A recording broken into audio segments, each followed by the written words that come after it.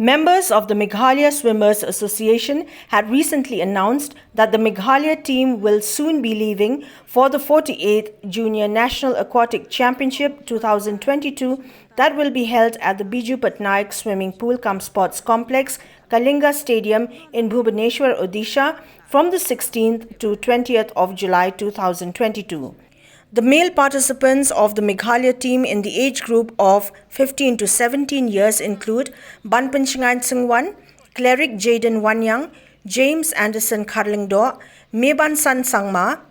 Meban Kitbok Banai and Pinchingan Ora, while female participants in the same category include Priang Suklang Singwan, Mary Jones Singwan and Amisha Singwan. In Group 2 of swimmers between ages 12 to 14 years, the male participants include Pinbahalang Singwan, Atyar Bare, Ethan J. M. Bla and Elbers Karbani, while Ilarisuk Uroy, Saiban Bet Wanyang and Emi Ritak Su will be participating in the female category in the same age group. Ha eka team kebadan hadu khatnyo arpongut junior swimmers te kene ke kalong ka jingkermen mulu pastang namar ba ngila ban poi hadu khatnyo khatrangut one of the largest contingents nginum ikran big state ki bahe hande state ki baret te no north east gidan tang Tripura, Manipur, Assam but ka Meghalaya south big states te hakawide be kalek kawan ilakren ni president Tengin hab ya Yaisha kendian nomor ba ke tiket na po Guwahati to Calcutta kalong ta RAC but 100% confirm ba at 5 o'clock 5:30 in New York for confirmation. Kata kala ada assurance.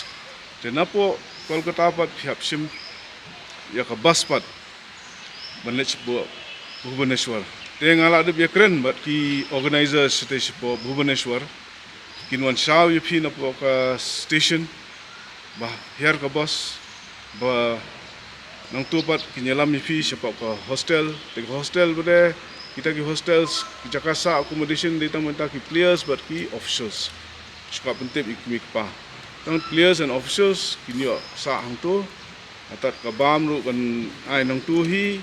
bat kalek kawan na po ka hostel siya po ka venue kin benbet ng makimbro te ako ba iday ba't ka jingwan kata ka na hapo Bhubaneswar hi ngimday ban don kano ka jingkus fly ne kay because kilap pundet na maki hangte hoi ki katba don kala kilai persyang hi ke hakini ki kendiat sngi menta yawan hane Shillong ban yawan praktis hane hapo swimming pool nomor ba ni siti sama keluar ngimdon swimming pool ini haban jini ha wa tiga don ke jini per nak takadau ni lapha makin wan sane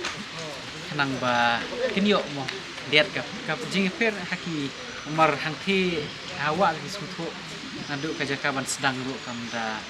ya per line ru ya per nomor hawa mendon line lawan kendriang di nangta kaban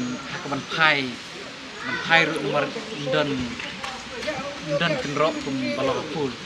baksa kuwi nomor ba kini lej sini lej kop ya kop jingi hapul di nangta kadau kawan kala jan stay begini wan praktis ini